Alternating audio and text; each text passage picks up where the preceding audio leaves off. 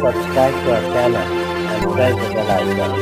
और तालिबात 9th history and political science bridge course 2022-23 का bridge course है। डे 2 उर्दू मीडियम, दूसरा दिन है उर्दू मीडियम के लिए। चलिए शुरुआत करते हैं। जमात नहुम, मजमून सोशल साइंस, दूसरा दिन। भारत 1960 के बाद के वाक़यात, आज़ादी के बाद के वाक़यात का तारीख़ के लिहाज से सिलसिलावार बयान। सवालात के जवाबात है। पहला है, गुज़िश्ता जमात में आपने तारीख़ की किताब में किस दौर का मुताला किया? इसका जवाब है, जदीद दौर में यूरोप में होने वाली तब्दीलियों के असरात भारत पर मुरतब हो रहे थे। इस वजह से जदीद भारत की तारीख़ के अहद का मुताला करते वक्त इस वक्त के यूरोप यहाँ वक़ू पज़ीर वाक़यात का मुताला करना होता है। दूसरा है, बाज़नतीनी सल्तनत का दारुल हुकूमत क्या था? इसका जवाब है, बाज़नतीनी हुकूमत मशरक़ी रूमी साम्राज्यत का दारुल खिलाफा कुस्तुनतुनिया था। अगला सवाल है, सरगर्मी है, दी गई तस्वीर की शनाख्त कीजिए और इनके बारे में मालूमात दीजिए।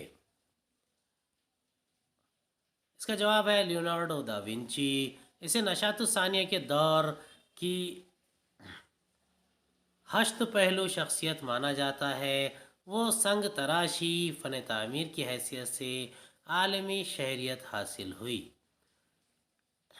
इनकी मोनालिज़ा और दी लास्ट सफ़र नामी पेंटिंग्स लाफानी है।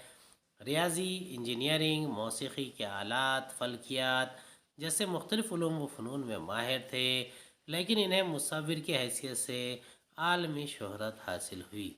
इनकी मोनालिज़ा और दी लास्ट सफ़र नामी पेंटिंग बहुत मशहूर हुई। अगली सरगर्मी है, दिया गया खाका मुकम्मल कीजिए। जहाज़रा और उनके काम। बार्थालो म्यूडाइस अफ्रीका के जनूबी सिरे तक पहुंचा।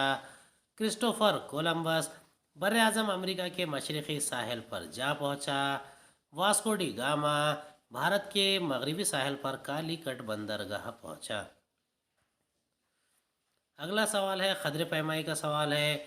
यूरोपी ममालिक एशिया की जानिब जाने वाले नए रास्ते दरियाफ्त करना ज़रूरी महसूस होने लगा।